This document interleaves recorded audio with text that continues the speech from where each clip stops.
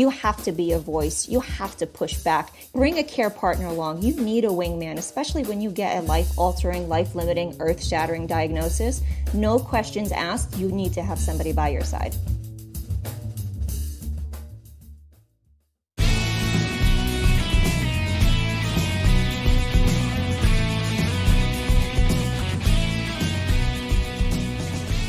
From Offscript Media, I am Matthew Zachary, and this is Out of Patience.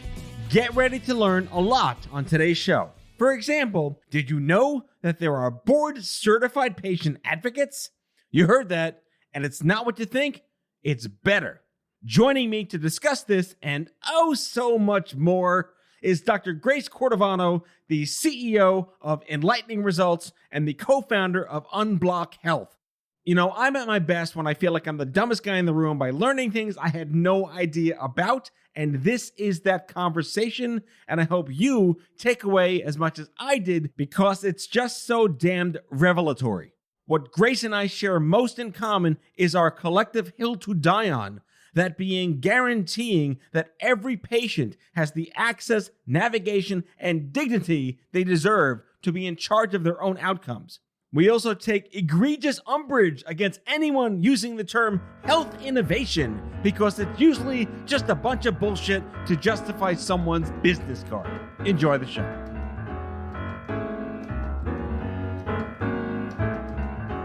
This show is going to be graceful. See what I did there? Bad dad joke. But I'd like this to be the professionally grown-worthy conversation I think everyone's expecting it to be when someone like you talks to someone like me. Grace, thanks for coming on Out of Patience. Well, thank you so much for having me. I'm absolutely thrilled. I was really enamored by your backstory, and obviously LinkedIn can only do so much to explain who a person is beyond the crispy outer M&M shell. But our mutual friend, Jen Jeff, shout out to Jen, speaks very highly of you. I think only highly of you because it's hard to not speak highly of you. And, you know, we were joking before the show, like, this is the longest time coming to have this commune between the two of us. And I wanted to start the conversation by just asking you point blank, what is the hill you're dying on? So as you may know, I'm a board certified patient advocate and I get lots of questions. What does that mean? So I'm a patient advocate by profession. I have committed to doing this professionally. I'm board certified. There's an international credentialing option to take. And I have my own practice called Enlightening Results. And my day-to-day is working with patients and their loved ones from point of diagnosis through survivorship or end-of-life care planning, making sure they can navigate their diagnosis in the oncology space, which is my first love, as well as the chaos and fragmentation that is called our healthcare system. You were kind, I'd say dumpster fire, but go on. You know, I wish I could reply in GIFs because I find myself being able to verbalize a lot of things through GIFs. So if we can come up with a way to do that, I would love to, because dumpster fire is one of my favorite GIFs. It's a universal term. It's like math and music. Everyone knows exactly what it means. So let's talk about that, because credentials, right? I mean, I've been coming from the world of quote unquote patient advocacy, but you're talking about a certified, almost pedagogical subspecialty. So I grew up as a kid navigating healthcare, just to give you some backstory, so I can appreciate being a patient advocate, just being a voice for yourself, your family, and your local community. My backstory is my family immigrated here from Poland, and while I was born here, I did not speak any English when I started school. Once I got the hang of speaking English, I naturally became the go-to kid to attend all doctor appointments, healthcare encounters, hospital visits, the pharmacy, because there was never a Polish translator anywhere. I remember being about 12 years old with my encyclopedia trying to translate word for word what the heck was going on. And I naturally became an advocate. But as time went on, I realized that if I really wanted to make a difference, I mean, there was expenses and costs, significant costs that came along with this. And I really wanted to do this professionally. I wanted to take this seriously. And when the opportunity came that this credential of board certification came around a few years ago, I jumped at the chance to polish some skills and take the tests to be recognized as upholding the apex of ethics and thoroughly understanding what our healthcare system entails to be successful in patient care. Yeah, I keep wanting to unpack this even more because I'm fascinated. And coming from this world of, well, I'm a patient advocate because I started a nonprofit and because I did this and I changed the policy and I talked to the FDA and I did these things. But you're talking about the actual human experience, being the handrail, being the greeter in the shit happens store, being the human being that kind of, I think the word that I used was the human intervention that people need when bad things happen. Is that accurate? Absolutely. Absolutely. And I love how you described it. And it's one of the reasons, like, I'm sitting forward in my chair because I'm so excited by the way that you describe that, because it really nails it. What I love being able to do is be there when someone gets an earth-shattering diagnosis and they're truly lost. And I, in 2008, was misdiagnosed with advanced lymphoma. And it took a little over 4 months at Sloan Kettering to be poked, prodded, tested, imaged, failed biopsies, inconclusive biopsies, surgery, waking up in isolation for potential tuberculosis, and finally being told that it was a misdiagnosis and a fungal infection that I had acquired on my honeymoon. I was fortunate to walk out of a cancer center of excellence without having cancer. I've navigated from numerous family members, and I'm the primary caregiver of my mom, who's a breast cancer survivor. So I had every privilege afforded to me at that time of having this misdiagnosis, PhD in biochemistry, speaking English. I worked in Manhattan, a few blocks from Sloan Kettering. I had a job that allowed me the flexibility to go to every appointment, work remotely, take as much time off as I needed, fully supportive team behind me, and I still couldn't do it. It brought me to my knees. And it was an article that I read in the newspaper that talked about patient advocacy as a profession, and it was as if all my stars had aligned at that time and that this was what I wanted to do. All right, 2 reactions to that. First and foremost, congratulations on speaking proper English, having come here, learning none. But I want to talk about my mother's mother, my paternal grandmother, came here on a boat fleeing the Nazis in 1939 in her early 20s, I think mid-20s. And she died at 97 in perfect health, never learning to speak English. So kudos to you, because on her deathbed, she's like it was Yiddish, right? Like, you've been in this country how long? And anyway, kudos to that. But the second thing is, you have the best cancer diagnosis result ever because it was a cancer misdiagnosis. And That's yet right. you had this crazy shock to the system and am I dying moment, correct? Absolutely. I mean, my husband and I spoke about, when this happens, you should definitely get remarried. I want to be cremated. I don't want a funeral. We went through all the motions. Is there some kind of large blunt instrument you can use in a kind of like a under the table way to let those people know they made a huge mistake in messing with your mind? No, because here's what I will say. My bigger concern is, what if I didn't go to Sloan? What if I didn't ask for the second opinion? What if I wasn't a royal pain in the rear end and kept asking all of these questions and reading and researching? What about the people that don't do that? What about the people who don't speak English? What about the people who just nod along and go along with their doctor? What happens to them? They get treated. They get buried in bills that they can't afford. They have a complication. They die. What happens to those people? And that's really part of the hill that I want to die on. You have to be a voice. You have to push back. You need to find a partner in your care. Bring a care partner along. You need a wingman, especially when you get a life-altering, life-limiting, earth-shattering diagnosis. No questions asked. You need to have somebody by your side. I've had so many conversations about this with Jen, with Christine, with a bunch of the names that I'm name dropping because they've been guests on my show. Is it that easy to just be your own advocate? Because someone like you, someone like them, you're born with chutzpah. It's just part of your DNA. We talk about social determinants of health, right? I was born predetermined with chutzpah baked into my DNA. Not everyone has that. So not everyone can even think to know what they don't even think to know when bad things happen and everything goes Charlie Brown teacher. You're talking about this notion of a magical fairy wingman when most people don't even know they could or should have one, let alone where to find one. That's the gap. Mm-hmm. Absolutely. And that's the whole problem. I think people need to know that they don't need this permission They don't need permission to ask a question. You need to bring someone. You need to start asking questions. I find it funny that people will hit the internet and hit their phone hard whenever they're waiting, right? You're waiting at a traffic light. There's people on their phone. You're waiting for the bus. You're waiting for your coffee. People are researching, reading. When it comes to your healthcare and your life, it's just as important. Find a dot. Connect with one dot. Find another patient on Facebook, find another patient on Twitter, find an advocacy group, start asking questions, start somewhere. Do not sit there and just nod. Everyone can do it. Ask for a patient navigator. Any patient that comes to me that I cross paths with, while I've been told this is not good business and it's not sustainable, I don't really care. I don't turn anybody away. I find that most people just need to be connected to their next step and know which questions to ask. And once you've achieved that, you're able to keep going. Once in a while, I'll hear back from another patient and say, I need a little more help. What I find is once you've helped one patient, they will then go and help someone else. It's a complete domino effect, which I love. How do we separate the terms patient navigator and clinical care coordinator with your practice of certified patient advocate?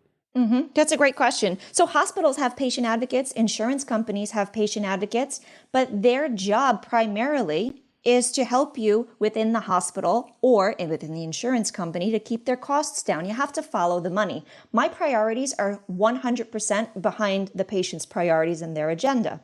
Now, that being said, there's some fantastic nurse navigators, fantastic patient navigators at local hospitals that do an amazing job. However, they work within the framework of what the hospital allows them to do and requires them to do.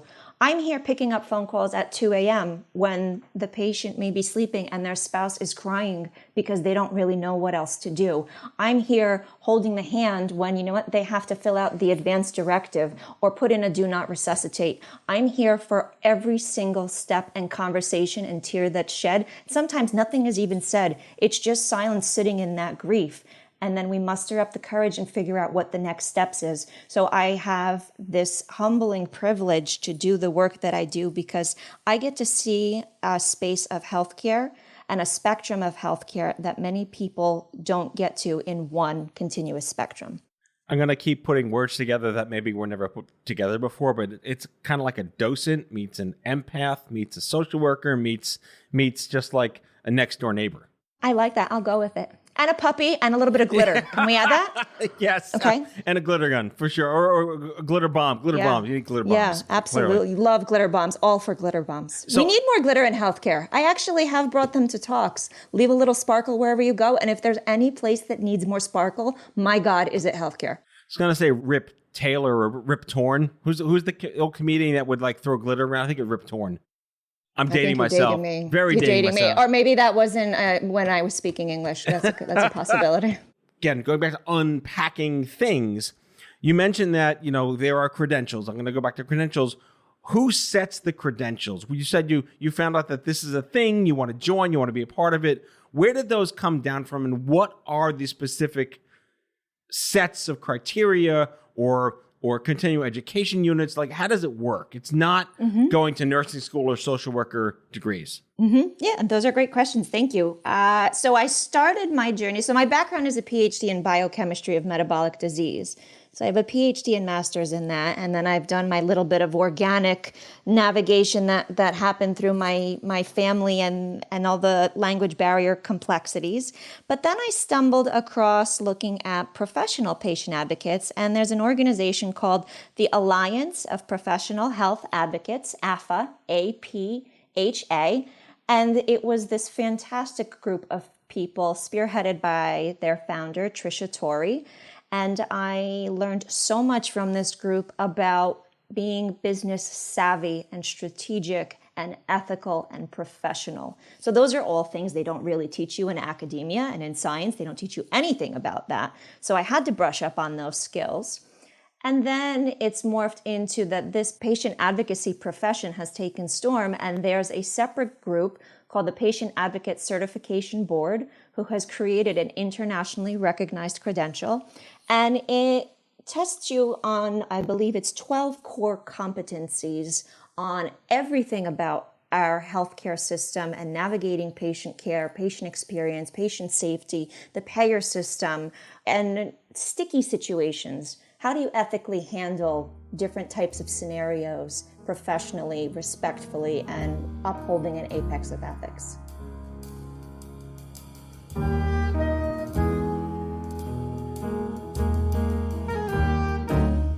Back with our guest after the break.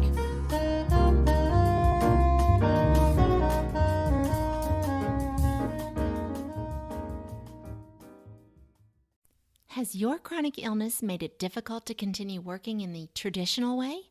Want to learn how to find and create flexible remote work that both accommodates your chronic illness and generates an income?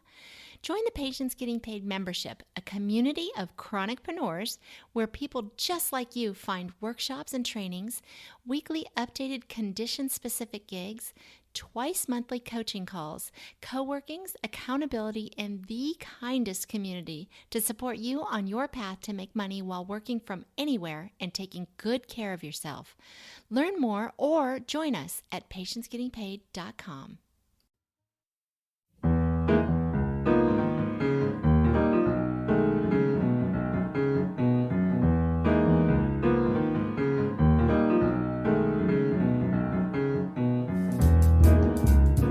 Okay, so for this part, I want to start with another weird pop culture reference, which goes back to the movie Incredibles, because he was an insurance person who had to uphold like all the ridiculously corporate bureaucracy crap. And this older woman comes into the office to ask him that she can't afford this, and he tells her all these like sweet little loopholes and like, don't fill this form out and don't bring it to Shirley and don't go to the fourth floor. And she winds up getting all that she wants. And of course he gets fired for it. Is that kind of what you do as well as this squiggly little loophole kind of life hack person? See, this is why I had to go professional, because I think I would get routinely fired from everywhere. I'm all about hacking and finding the loopholes because there's tons of them. And here's the thing.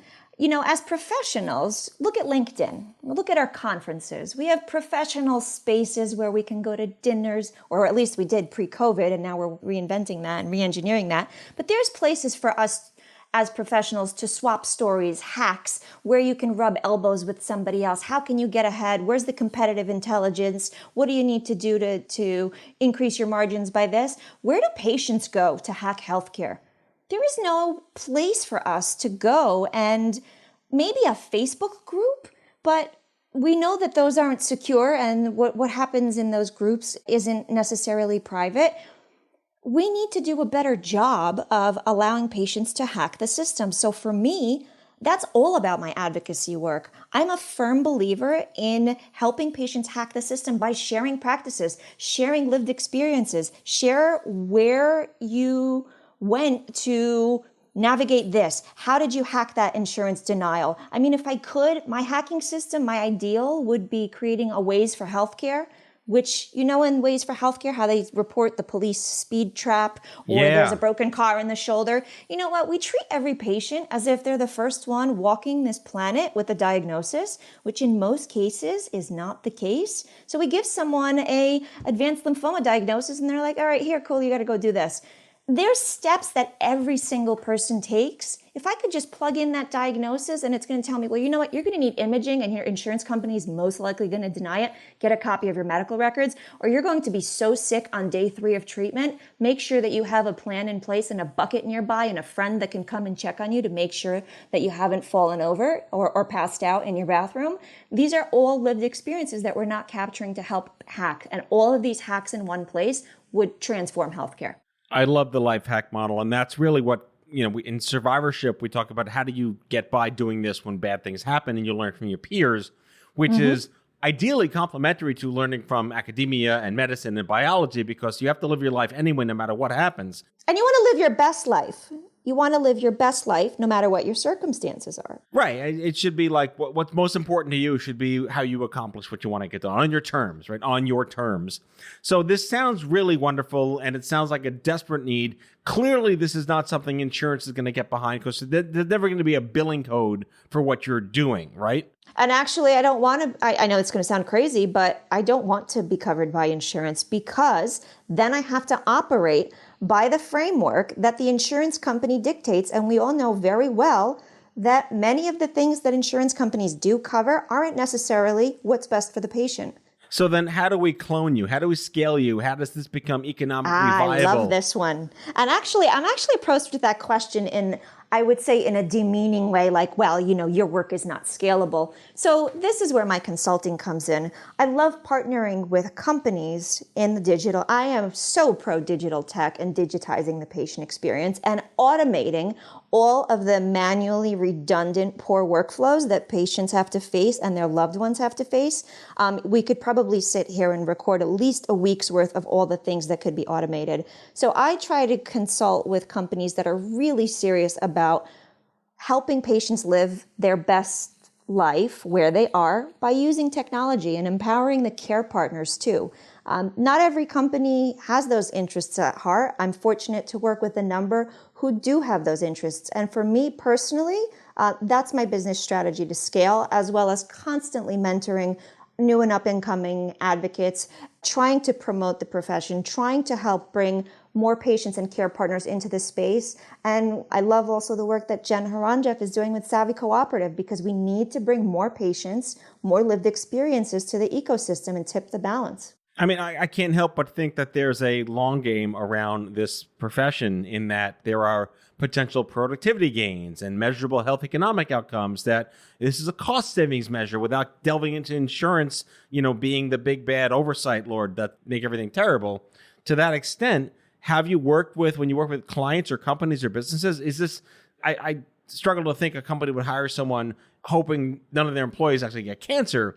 But if you're navigating them through like HR benefits and what they're at the mercy of when they signed up for the job, does that play into this as well? Absolutely. So again, no one is taught to be a professional patient. There's no course or degree or a webinar in it. So no one's taught how to do this. And here you get an earth-shattering diagnosis and you're supposed to just figure it out.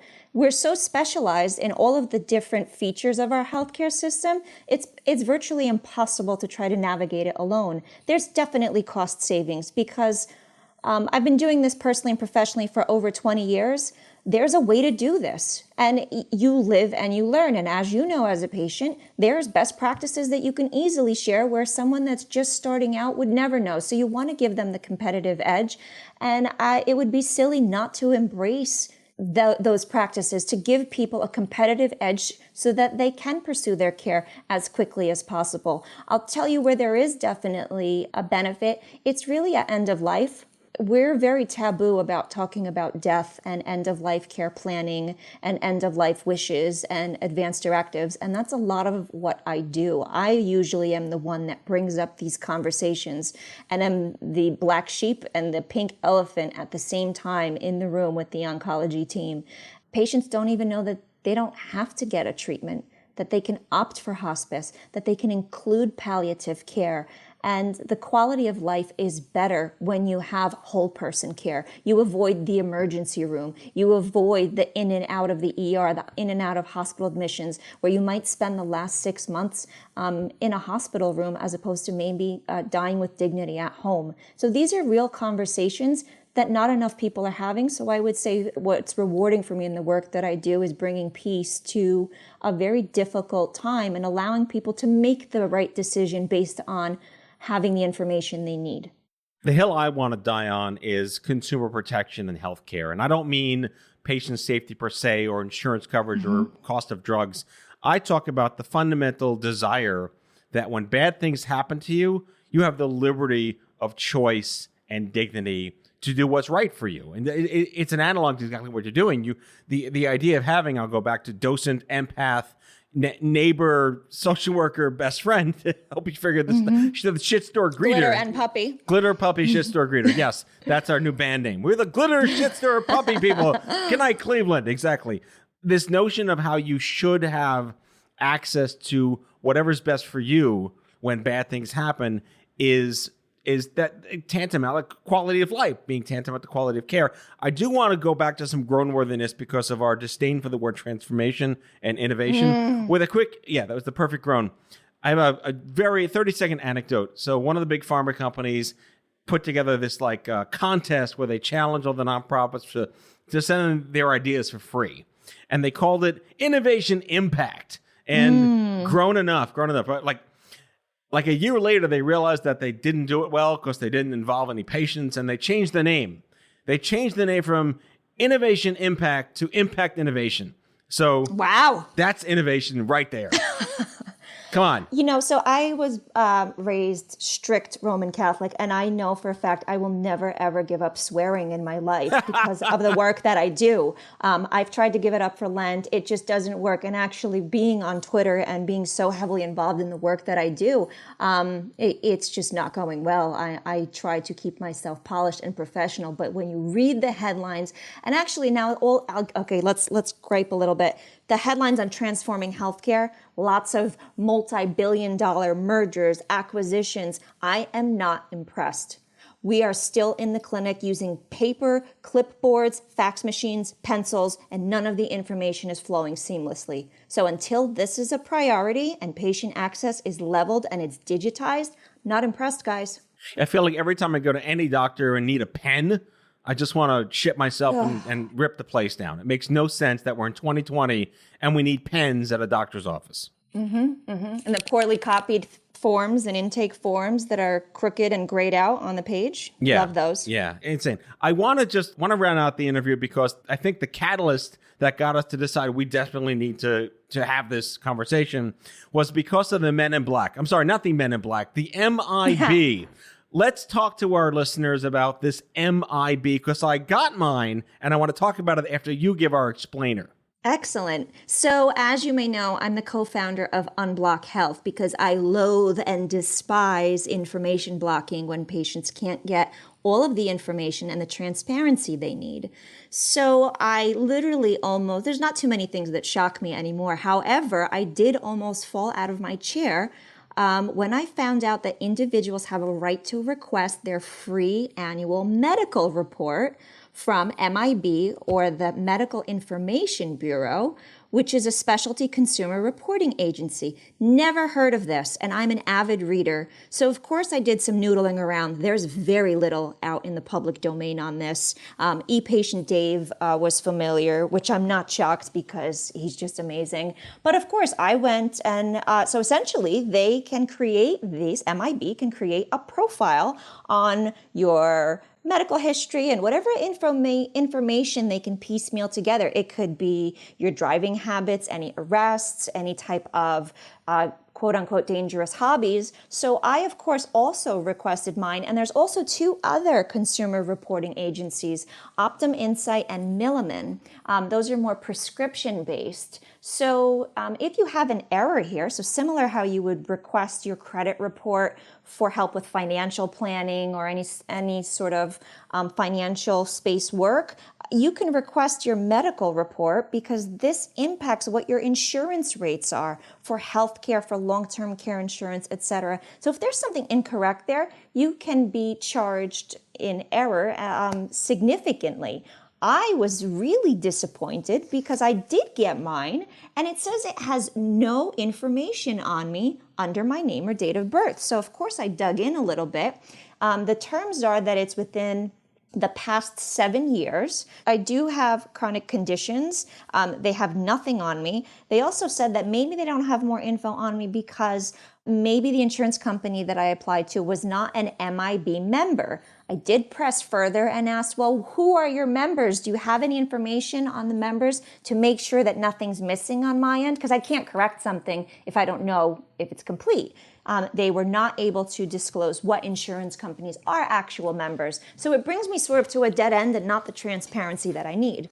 I think Dave, and shout out to Dave DeBronkart, I think he posted something on LinkedIn in response to your article, which we'll link in the episode description, that he reached out to these people and he got like a virtual knock on the door at 3 a.m. to leave them alone. See, yeah, again, going back to the swearing issue, it's a big problem. Yeah. And yet you didn't swear. You just said this, it's a bunch of bullshit. We'll say it that way.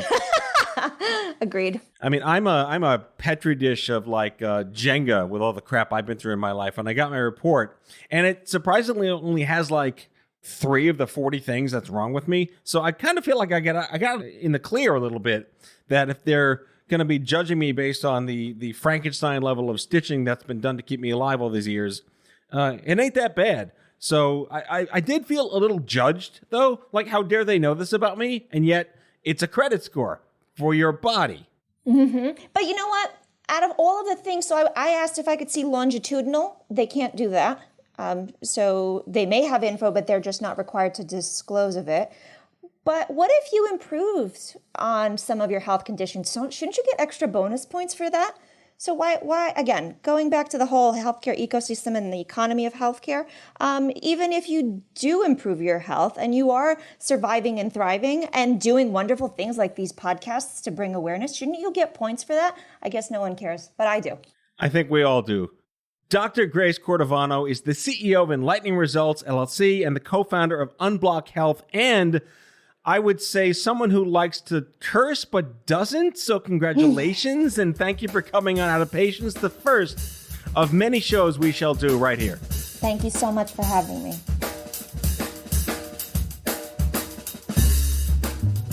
That's all for today, folks. If you like the show, be sure to subscribe, leave a review, follow us on social, and tell all your friends to listen. Out of Patience with Matthew Zachary is a product of Offscript Media. Our executive producer is Matthew Zachary. Our senior producers are Jen Horangeff and Andrew McDowell. Darren Tunn is our production intern. It is recorded, mixed, and edited by Matthew Zachary. Our theme music is by the Mike Van Allen Quintet and by Mara. For advertising and media inquiries, email media@offscript.com. Hit us up at contact@offscript.com to share comments, feedback, and make guest recommendations. For more information, visit offscript.com.